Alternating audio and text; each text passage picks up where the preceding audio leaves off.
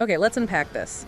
Imagine you're just logging onto YouTube, maybe ready to catch up on your favorite creator, when suddenly, bam, you're hit with a demand. Prove your age. Yeah, not just confirming a birth date, like you said. No, not just typing something in. We're talking providing like a government ID, a credit card, maybe even a selfie video. It sounds a bit, well, dystopian, doesn't it? It really does. A direct challenge kind of to the open internet feel many of us know. Exactly. And this isn't just some theoretical, far-fetched sci-fi thing. It's exactly the kind of buzz that has been generating a significant amount of alarm and confusion across the internet recently. Well, yeah, people are talking, sharing these viral videos. And raising some very serious concerns, about what this means for online privacy, digital freedom, all that stuff. So our mission today is to take a deep dive into this whole unfolding narrative. We've got a stack of compelling sources, specifically 3 highly circulated videos from a YouTube channel called DeepHumor. Right, DeepHumor. I've seen those making the rounds. Yeah, and these videos, they make some pretty startling claims about YouTube's supposed new AI age verification system. So we're going to meticulously dissect their arguments. Okay. We want to identify precisely where facts might blur into maybe speculation and pinpoint any elements that really lean heavily into fear-mongering. Which is crucial. Absolutely, because when something this significant, this emotionally charged goes viral, it's just so important to separate the signal from the noise, and truly understand what's going on behind the scenes and what the real implications are for you, the listener. What's fascinating here, I think, is not just the content of these claims, but how quickly narratives like this can just take hold and spread across platforms, often, preying on existing anxieties people have about privacy and corporate control. Definitely. So for you, the listener, it's critical to understand not just what is being claimed, but why it matters, and maybe most importantly, whether the information you're getting is fully accurate. Our aim today is to give you a kind of shortcut, a way to be genuinely well-informed on this topic. We want to cut through the noise, the emotional appeals, and get to the core insights. Yeah, let's scrutinize how these deep humor videos actually frame the situation, what evidence they present, and exactly where their interpretations might be, maybe, designed to cause undue alarm. So, the alarm bells first rang really loudly around a very specific date, August 13th. August 13th, okay. Yeah, the deep humor videos emphatically declared that by this date, YouTube was going to start using advanced AI to determine the age of its users. Right. Using AI. That was the hook. That was the hook. And here's the kicker. This was presented as this widespread, almost universal change. Didn't matter what birthday you might have put in years ago when you signed up. So even if you told them your age before, that's irrelevant now. According to these videos, yes, they directly state, and I want to quote this because it captures the tone perfectly. No, it doesn't matter what you put as your birth date. YouTube doesn't believe you anymore. Wow, okay, that sets a certain tone immediately. It really does. A tone of distrust, like you're being unfairly targeted, right? That your simple declaration of age is suddenly just gone, irrelevant. Yeah, undermines trust from the get-go. And the mechanism for this, as DeepHumor described it, sounded pretty intrusive. YouTube's AI would supposedly analyze your digital footprint on the platform. Meaning what you watch, what you search for. Exactly, what videos you search for, what you watch, presumably other engagement patterns too. And based on this AI analysis, if the system decided you were under 18. Even if you're actually, say, 30. Even if you're a full adult, yeah. Yeah. The videos claimed you'd face a set of specific immediate restrictions. Now, they did acknowledge, to be fair, that if the system somehow decided you were over 18, then, quote, cool, no problem, everything gets back to normal for you. Okay, so there's an out if the AI gets it right. Right, but the clear, undeniable emphasis was squarely on the consequences of being miscategorized. They painted this vivid picture of a potential digital trap you could fall into. And connecting this to the bigger picture, this AI-driven age estimation, it's framed as this fundamental shift, right?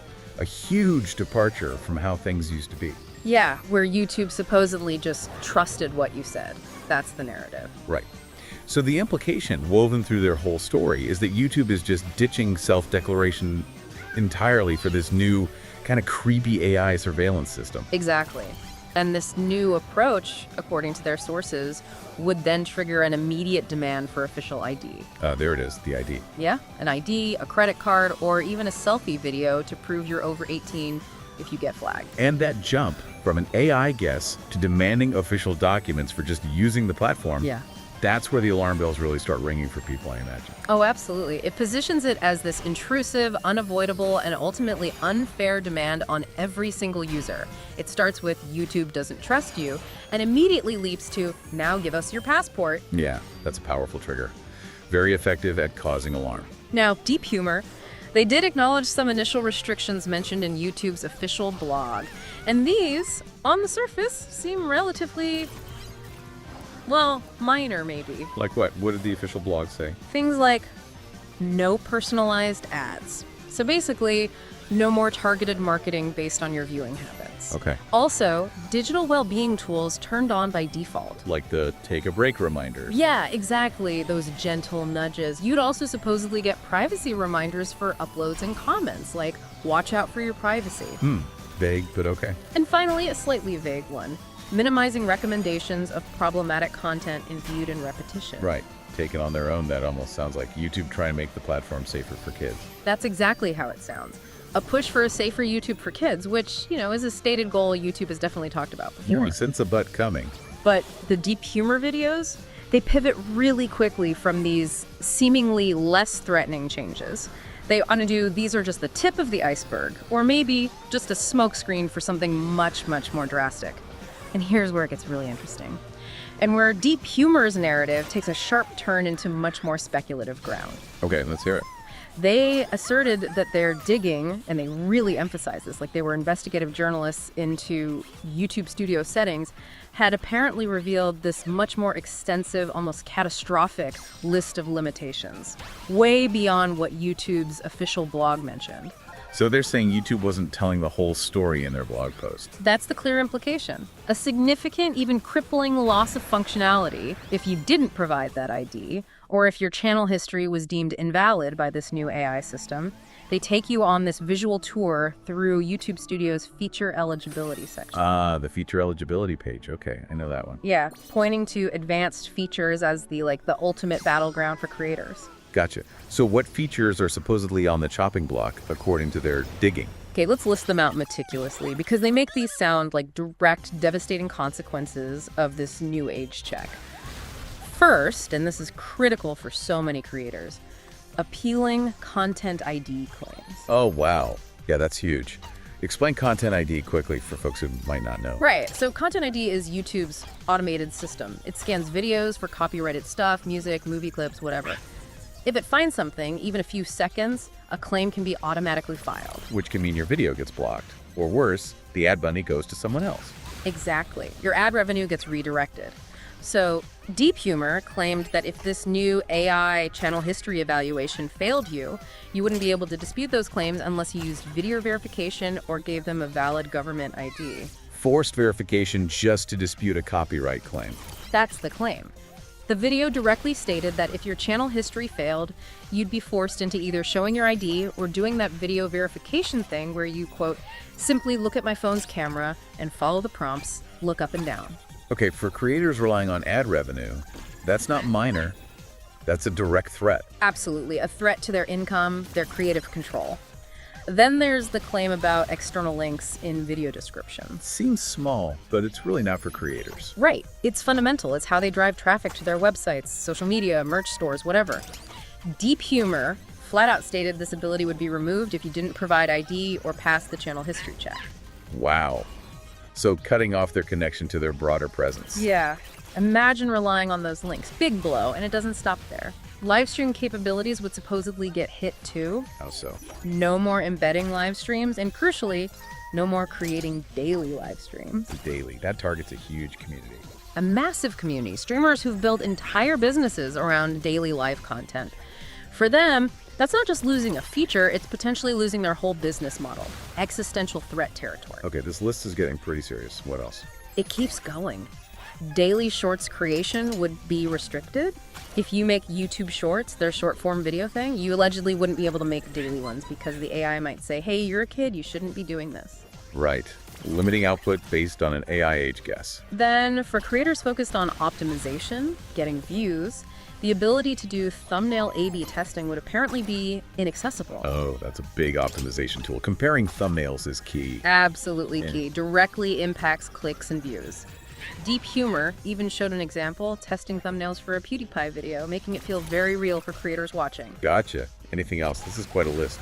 Still going, you'd supposedly lose the ability to upload more videos daily. The videos kind of assumed this meant restricting you to fewer than the norm, maybe like 2 or 3 videos a day. For prolific creators, that's a huge bottleneck. Right. Crippling for high-volume channels. And finally, perhaps the most significant, the most fear-inducing claim for anyone aspiring to make a living on YouTube: you would no longer be eligible to apply for monetization. Wow, okay, that's the nuclear option. Totally. Presented as effectively preventing you from earning any money from YouTube if you didn't give them your ID after being falsely marked as under 18. The video emphatically stated, "My new and aspiring YouTubers who want to do YouTube to make money, you can't make money off YouTube anymore." That's incredibly direct. Super direct. Okay, yeah. They explicitly said, quote, "Without being all doom and gloom, you're pretty much screwed because you need those advanced features to really be able to do well on YouTube and, most importantly, be able to make money off YouTube." It directly targets creators' financial stability, turns a hypothetical age check into a potential career ender. Okay, that barrage of claims about lost features, it immediately raises a massive question, right? How reliable are these additional assertions? Exactly. And what's really fascinating, almost ironic, is that the source itself, DeepHumor, provides a crucial caveat, a detail they include in their videos, but then strategically seem to just glide past in their overall alarmist tone. What's the caveat? They explicitly state, and this is their own words again, and again, this is all speculation just based on what is in YouTube settings, but it seems like you would be losing a lot more features than what is just stated in YouTube's official blog. All speculation. That's Yeah. a pretty important context. It's critical. It's a huge admission, but it often gets completely buried under the subsequent narrative of impending doom and gloom. Right. So they show the list of advanced features in YouTube Studio. Correct, they show the list, but then they speculate that these specific creator functions would be lost as a direct consequence of the new AI age verification if you don't provide ID.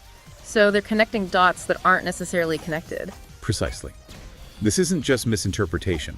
It's a classic rhetorical trick. It's the slippery slope fallacy, basically. Okay. By conflating 2 very distinct verification systems, the general age check and creator feature verification, DeepHumor takes this speculative what-if scenario. Like, what if this age check did suddenly impact all these creator features? Exactly. They take that what-if and present it as an imminent, highly probable outcome. This preys directly on creators' very real anxieties about their livelihoods. It turns a hypothetical worst-case scenario into an immediate, tangible threat. Which is incredibly effective at generating outrage and fear. Absolutely. It's designed to do just that. Okay, so to really understand this, maybe we should unpack YouTube's actual existing verification system, because that seems to be where the misinformation hinges. Yes, let's do that. It's crucial. Wow. So, most creators start with what YouTube calls standard features, basic stuff. Uploading videos, commenting, making playlists. Entry level. Got it. Then to get intermediate features, this usually includes longer videos, over 15 minutes, those vital custom thumbnails, and the ability to live stream. You typically just need to verify your phone number. Okay, simple phone verification, not ID. Right. A quick step to prove you're a real person. Then you have the advanced features, the ones DeepHumor focuses on so heavily. These are the ones like external links, daily live streams, higher upload limits, monetization eligibility. Exactly, those crucial capabilities. Now, these advanced features are not granted just because you passed some general age check for watching videos. How do you get them then? They're typically earned in one of 2 ways. Either through video verification, a one-time identity check, where you briefly show your face to the camera following prompts, Okay. or, much more commonly, by demonstrating channel history. Channel history, meaning what? Meaning you consistently follow YouTube's community guidelines, you upload content regularly, you build an audience, you essentially prove you're a legitimate, consistent creator over time. So it's about building trust and a track record on the platform itself. Exactly. It's about demonstrating good behavior and engagement. And crucially, it is entirely separate from an age check designed for accessing, say, an R-rated movie trailer or something. Gotcha. So the fear-mongering lies in presenting these important creator features as being locked behind a general age verification system. Correct. When they're actually tied to a channel's overall trustworthiness and verification level, built up over time through actions like phone verification or demonstrating that channel history, it's conflating access to mature content with access to creator tools. Okay, so with DeepHumor painting this picture of impending digital doom for creators, the big question is, what did YouTube actually say? Did they respond to this? Yeah, because the internet doesn't wait, right? When a story like this explodes, the platform has to react. Absolutely. As these alarming videos spread, painting this narrative of a universal ID demand, the pressure on YouTube must have been huge. They couldn't just let that narrative stand, especially if it was wrong. Right. So how did they push back? How did they clarify? Well, the response, as DeepHumor themselves actually had to acknowledge in a later video, came not just from YouTube directly, but also from Twitter community notes. The community notes. Designed exactly for this kind of situation. Correcting misinformation. Precisely. And this is where the real story, the factual story, starts to unravel the fear narrative. Okay, so what did the tweet and the notes say? So the DeepHumor videos showed a screenshot of a key Twitter exchange. An initial user's tweet perfectly mirrored the alarm DeepHumor was raising. It claimed, and I'm quoting the tweet, YouTube will start asking for ID in the US starting August 13th. They're rolling out AI-based age estimation in the US to identify users under 18. If miscategorized, you'll need to verify with a government ID, selfie, or credit card effective August 13th. Okay, so that tweet perfectly encapsulated the fear. Universal ID check, August 13th deadline. Exactly. But here's the critical part, where the correction comes in and starts dismantling that narrative. A community note was quickly added to that tweet. And the note said, The note stated very clearly, this post is misleading because ID will only be required when the user wants to access age-restricted content as it was before the update. The author clarifies this in a reply, but the original post remains unchanged. okay, that's a direct contradiction. ID only for age-restricted content, just like before, not for everyone. Exactly. A vital piece of context, directly contradicting the universal ID requirement narrative that was so central to DeepHumor's initial panic-mongering. And did YouTube themselves weigh in on that threat? They did. What's fascinating is that Team YouTube, their official support account, replied right there in that Twitter thread, confirming the community note's clarification. What did Team YouTube say specifically? They stated, as you mentioned in your reply, this won't be required for all users. We've always had the option for age verification via ID or credit card if someone is incorrectly estimated to be under 18. This update is about using better technology to make these estimations. Wow. Okay, direct, unequivocal statement from YouTube, right there in the source material DeepHumor provided. Right there. So this is the core misinformation. The thing that DeepHumor, despite showing the correction, despite showing the Team YouTube reply, just kept perpetuating through their narrative. Yeah, it's noticeable how even after presenting YouTube's direct clarification, their narrative kind of stubbornly snaps back to the original, more alarming claim. It's a powerful psychological trick, isn't it? Show the correction briefly, but then immediately pivot back to the fear. Bury the truth under continued anxiety and outrage. It really feels like that, like showing someone the exit sign but then pointing them back down a dark corridor. Exactly. So the explicit clarification from both the community note and Team YouTube is crystal clear. The ID requirement is not for all users if miscategorized for general platform access. Right. It is specifically for users trying to access age-restricted content, a policy that was already in place long before this update. So the change isn't who needs ID, but how YouTube might guess if you need to provide it for restricted content. Precisely. The update is about the method of estimation shifting to AI for efficiency, maybe scale, not a radical expansion of who needs to provide ID for just browsing YouTube or using basic creator features. And the fear-mongering tactic is consistently presenting this as a new universal requirement impacting everyone, jeopardizing livelihoods. Even after presenting evidence showing that's not the case. DeepHumor even repeats in a later video, quote, August 13th, you're going to be required to show ID if you get falsely marked as a child on this website. It shows a clear pattern of repeating the fear-inducing misinformation, even after directly debunking it themselves with the evidence they showed. Yeah, that deliberate omission of nuance, even when the facts are right there in their own source material, that's a real hallmark of content designed to manipulate, not inform. Yeah. Okay, so despite YouTube's very clear response, clarifying the policy ID needed only for age-restricted content, the DeepHumor videos then kind of double down, right? Yeah, they shift tactics slightly. They start expressing deep skepticism about YouTube's claim of using better technology for the age estimation itself. How so? They launch into this whole list of examples, painting a picture of YouTube's AI failing miserably in other areas. Okay, trying to undermine confidence in the AI. Exactly. The underlying argument is, if YouTube's AI is so unreliable and flawed in these existing contexts, then this new age verification system will inevitably be just as flawed.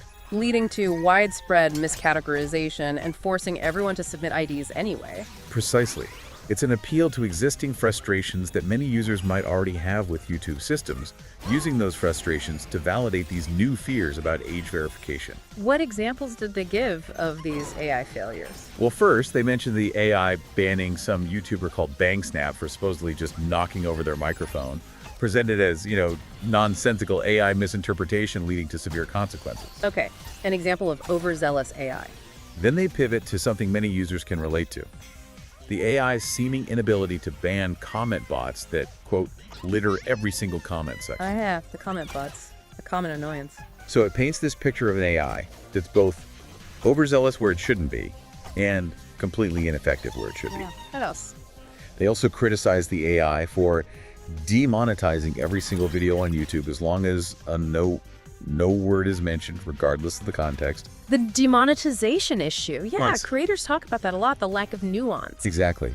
Suggesting a profound lack of understanding in content moderation, where one word triggers financial penalties regardless of intent or context. Right. Furthermore, DeepHumor highlights what they see as the AI's glaring failure to screen out scam or even porn ads on the platform. Ads slipping through the cracks, yeah. They argue that ads supposedly have to go through some sort of screening policy, yet these bad ones still appear and users have to manually report them.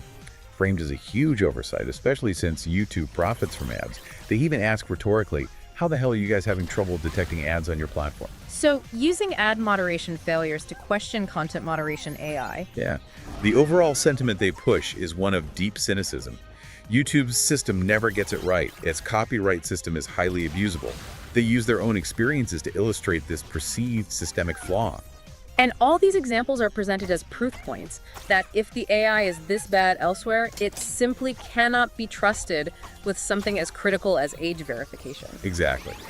Connecting this to the bigger picture, these specific criticisms, whether entirely accurate or slightly exaggerated, are incredibly effective at building that strong narrative of distrust. Yeah, it makes you question anything new they roll out. It compels the audience to question the accuracy and fairness of any new system YouTube implements, including age estimation.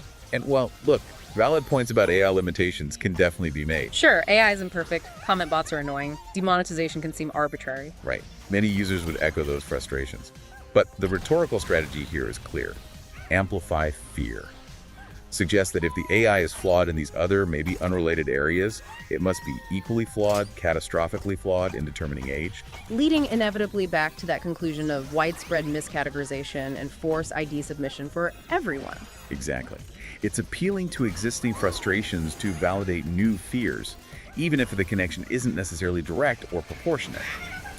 The sheer complexity of programming AI to understand nuance and context at YouTube's massive scale is immense. Oh, yeah. Yet DeepHumor kind of simplifies these challenges into this blanket indictment of AI incompetence. And then they weaponize that perceived incompetence to fuel alarm about the age verification system specifically. And then the narrative deliberately expands, doesn't it? Beyond just YouTube. Oh, yes. Suggesting this ID requirement isn't some isolated YouTube thing, but part of a larger, more sinister trend across the entire internet. Making it feel much bigger than just one platform's policy update. Yes, exactly. It's no longer just a YouTube problem. It's explicitly presented as this widespread digital control issue affecting your whole online life. How do they make that link? Specifically, the videos make this startling claim that Spotify is also asking for IDs now. Spotify, for music and podcasts. Yeah. And they claim if users don't meet minimum age requirements on Spotify, their accounts could be permanently banned or deleted. It's framed as this widespread, almost coordinated thing. Quote, "This isn't just going to be YouTube. Spotify is also asking people to show them IDs to prove that they are over 18.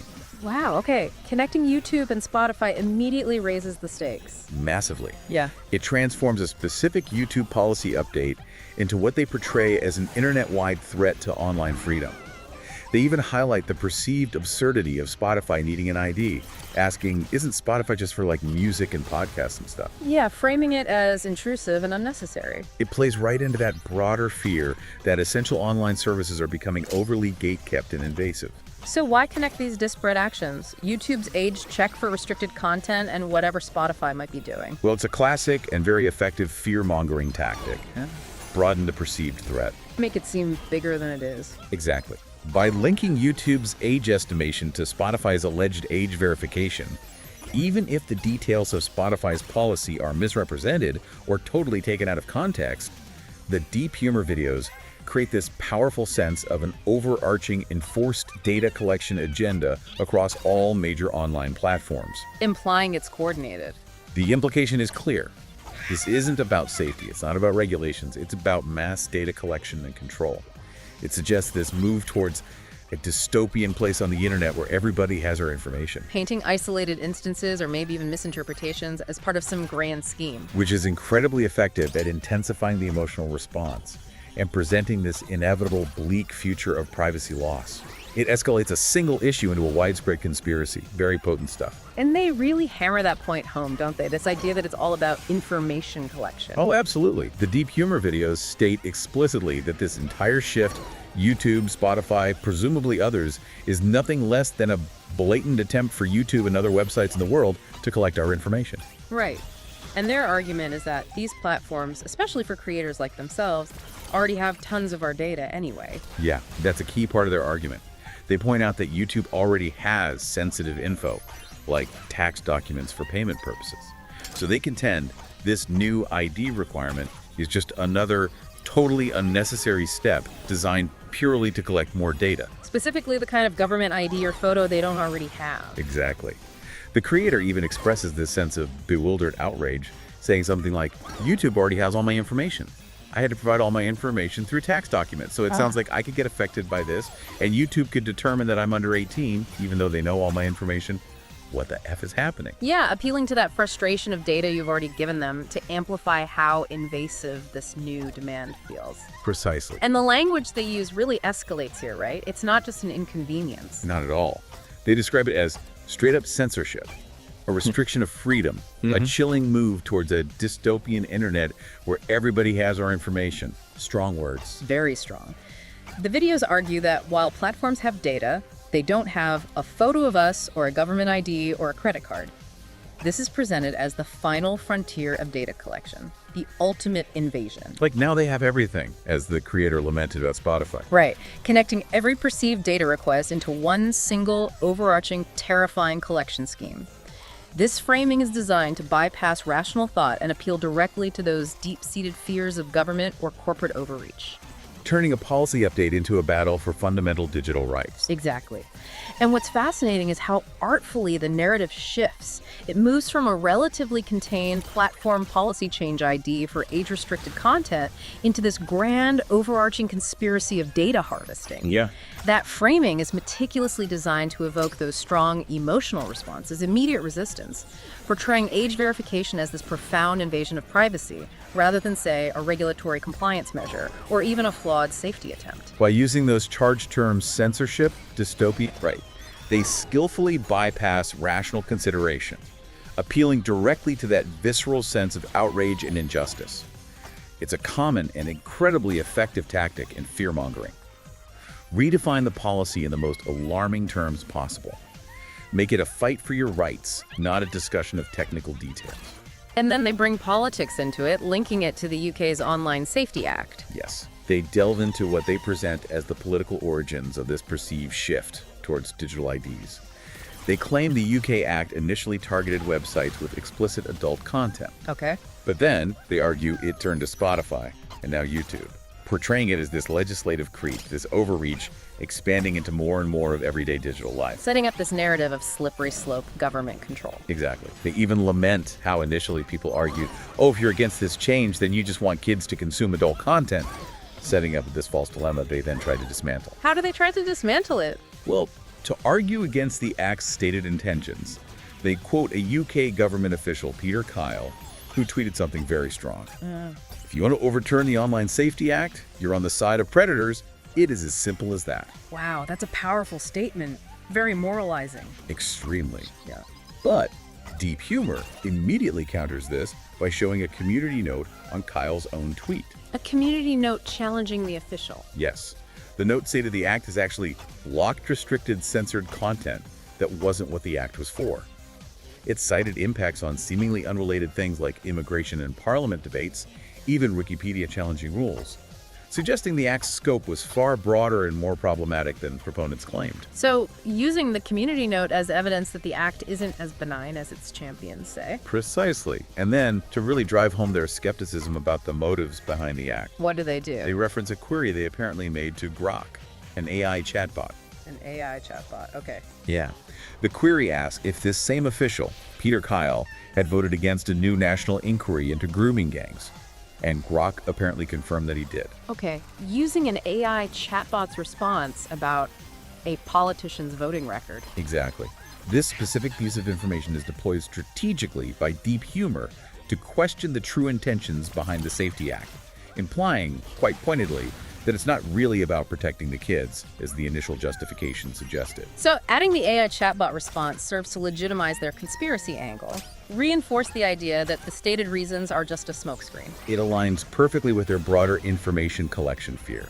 It suggests hidden motives, hypocrisy. So, how should we interpret these political elements woven in? Well, the videos leverage these details masterfully to suggest that broader agenda beyond genuine online safety. The inclusion of community notes, even AI chatbot responses within their own source material, creates this layered, conflicting narrative. Yeah. They present it to show how they are attempting to dismantle the safety justification and fuel that information collection fear. By introducing these political angles, especially with the chatbot thing, they aim to legitimize the conspiratorial view. Giving it a veneer of investigative journalism almost. Exactly. Even while key facts about the actual YouTube policy, the ID for restricted content only, are being obscured or downplayed, it adds weight and perceived credibility to their fear-based narrative. Okay, so connecting all this back to the viewer, especially if you are a content creator, DeepHumor really pivots hard to emphasize the severe immediate impact on people's livelihoods. Oh, absolutely. This is where the fear-mongering becomes incredibly personal and potent for a specific part of the audience. They state it bluntly. If YouTube marks you as a kid based on your search history and what you watch and you refuse to provide your ID, you're, quote, pretty much screwed. That's a direct appeal to the deepest economic fears of creators. Many rely entirely on YouTube for income. Totally. For millions of creators building their channels, even the rumor of losing monetization or fundamental features like external links is absolutely terrifying. It's not just losing income, it's losing control over your digital identity, your whole business model. And the videos mention specific well-known creators like Ant Venom, who makes Minecraft videos, saying people like him are afraid for their livelihoods because of this perceived policy. Making it relatable.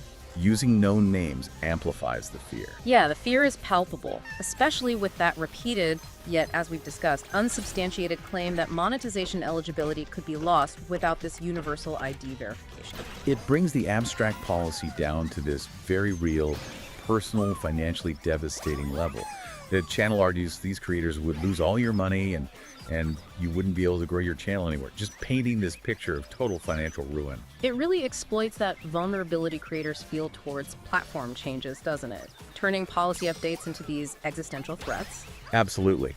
And connecting it to the bigger picture, this laser focus on the financial ruin of creators is just textbook fear-mongering. How so? It directly targets a particularly vulnerable segment of the audience. It leverages their dependence on the platform to amplify outrage, create this profound sense of urgency. The emotional appeal is incredibly strong. Especially when combined with all that speculation about losing advanced features. Exactly. That strategy deliberately conflates the two distinct issues we talked about: general age verification for restricted content versus specific creator feature eligibility, which is tied to channel verification levels. It mixes them up to maximize alarm and mobilize the audience. Transforming a policy update into this emotional battle for survival. Yeah. Very effective. Extremely effective. So given this dire outlook they've painted, the DeepHumor videos then conclude with these really fervent calls to action, right? Urging viewers to protest. Yeah, almost desperate calls to action. Engage immediately.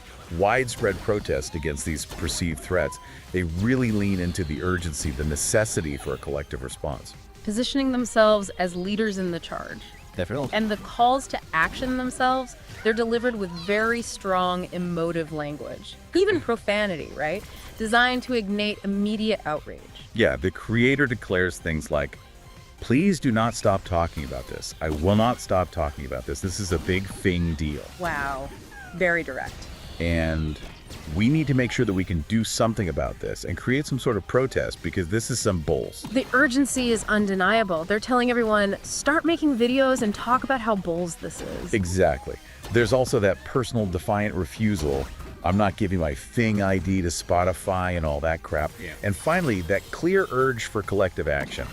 We need to all talk about this, make sure that this isn't something that just gets swept under the carpet. The repeated use of expletives, the intense language, it's clearly meant to convey extreme passion and anger. And to make the viewer feel that same intensity, to get them fired up. So what's the ultimate goal of these highly charged calls to action? Well, they're characteristic of classic fear-mongering strategies. They're meticulously designed to mobilize an audience. How? By presenting a common enemy, YouTube, Spotify, the powers that be, and a shared sense of impending threat. By framing the situation as this urgent, unacceptable bulls problem that demands immediate protest. They convert anxiety directly into action. Exactly. They convert anxiety and frustration into action. This process solidifies this collective identity among their viewers, unites them against these perceived forces of corporate or governmental control. It's an emotional rallying cry. It absolutely is. A hallmark of content aiming to manipulate through fear and outrage, rather than inform through objective, balanced analysis. It's about creating a movement, not just sharing information. Okay, and finally, there's one more angle the DeepHumor videos bring in, right? Something about parental responsibility. Yeah, it's an interesting, albeit brief, counter-narrative they introduce, questioning the role of parents in online safety. Tapping into that long-standing debate. Who should be safeguarding kids online? Platforms, parents, government. Exactly. Yeah. And the argument they present goes something like, why is there no mention of parents or guardians being able to parent their children and stop them from accessing dangerous content? Okay, putting the onus on parents. Right. The videos assert that there's always going to be dangerous content out there anyway, so the idea of restricting the entire ranting internet because kids might be able to see something bad is illogical, an extreme overreach. Did the creator add personal commentary? Yeah, they interject with something like, I don't even have kids yet, but when I have kids, I'm not going to give them unrestricted access to the internet. Obviously, I'm going to monitor what they do. Framing it as common sense parenting versus platform overreach. Precisely. It attempts to shift the blame or responsibility entirely away from the platforms and onto parents, suggesting stricter parental guidance is the more appropriate, more effective solution than broad platform-wide restrictions like age verification. And they also bring up YouTube Kids. Yes, they question the purpose of YouTube Kids if the main platform is now implementing these supposedly broad age restrictions. They ask, what the hell is the point of YouTube Kids? Isn't the point of YouTube Kids to be a safer version of YouTube for kids to go to? Highlighting a perceived redundancy or hypocrisy. Framing the new measures as unnecessary because YouTube Kids already exists. Exactly. And what's fascinating here is how subtly this argument shifts the burden of responsibility. How so? Well, DeepHumor taps into that really polarized debate. On one hand, yeah, parents want agency, they want to guide their kids. On the other hand, the sheer scale and complexity of the internet today makes it almost impossible for parents to monitor everything without some platform safeguards. Right. It's a huge challenge. So DeepHumor frames these age verification measures as overreach, suggesting parental guidance is the better solution. This contributes to their overall narrative that these platform changes are unnecessary, burdensome, and probably ineffective. Which subtly undermines the stated safety objectives. And reinforces their core idea that the true motive must be something else, entirely, like that mass data collection they keep talking about. By questioning YouTube Kids, they cleverly highlight a perceived contradiction. Playing into that sentiment that individual responsibility should always trump broad platform regulation. Exactly. Thereby fueling more distrust in YouTube's stated intentions. It all circles back to undermining the official explanation. Okay, wow. So let's try and bring this all back, tie a bow on this deep dive. We started with that really startling scenario, YouTube demanding your ID. Driven by those highly viral claims from DeepHumor about an imminent universal August 13th deadline for AI age verification. Yeah. We meticulously dissected those claims, from the initial alarm about how this AI would supposedly judge your age based on watch history, to that extensive and frankly terrifying list of feared feature losses for creators losing content ID appeals, external links, daily streams, and critically, the ability to monetize. Right. The things that could end careers. Exactly. And what we've seen is the careful construction of a really powerful narrative. It was rich with specific details, relatable examples. And it cleverly used valid, or at least understandable, criticisms of YouTube's past AI failures. Like the comment bots or demonetization issues. Right. Use those to fuel significant speculation and profound fear about this new system. But the core misinformation, the central distortion, lies squarely in misrepresenting YouTube's actual official policy. Which is, remind us one more time. The ID requirement, according to YouTube themselves, is specifically for accessing age-restricted content, like R-rated movie trailers or mature gaming streams, a policy that was already in place. Not a blanket mandate for all users if the AI guesses wrong about their age for general browsing. Correct, and not a direct cause for losing common creator features, which are actually tied to established channel verification levels, phone verification, channel history, that stuff. And the DeepHumor videos, even though they showed the official correction from Twitter and Team YouTube, they continued to emphasize the misleading, more alarming interpretation, strategically aiming to maximize fear and outrage. It's a clear manipulation tactic. And beyond just YouTube, the videos successfully broadened that scope of fear, didn't they? Massively. Linking YouTube's actions to Spotify, painting this picture of a wider internet-wide data collection agenda. Even bringing in the UK's Online Safety Act controversies. Right. Leveraging political controversies and figures to reinforce that overarching narrative of government and corporate overreach, suggesting hidden motives. And those passionate calls to action at the end. Meticulously designed to galvanize their community, unite them around a shared sense of injustice and impending loss of digital freedom, urging collective protest against what they repeatedly called bulls. Yeah. So this whole deep dive, it really highlights that crucial scale, doesn't it? Discerning reliable information in today's incredibly complex digital landscape. It's more important than ever. As users, we have to differentiate between official statements, informed analysis, and just pure alarmist speculation. And the DeepHumor videos, while maybe raising some legitimate general questions about AI accuracy or platform responsibility, predominantly employed fear-based tactics. They conflated different policies, presented speculative outcomes as confirmed facts, all to generate outrage and mobilize their audience. It's almost a masterclass in how narratives can distort reality to get a specific emotional and behavioral response. So what does this all mean for you, the listener? With AI evolving so fast, online regulations constantly changing, this endless flow of information, how do we, as informed users, balance genuine safety and privacy concerns with that very real risk of being manipulated by alarmist narratives? That's the million-dollar question, isn't it? It really is. What practical steps can you take to critically evaluate information about online policy changes? How do you protect your digital autonomy without falling prey to unnecessary fear or getting swept up in what's essentially outrage marketing? Keep questioning. Keep digging. Yeah. Keep thinking critically about the information you consume online.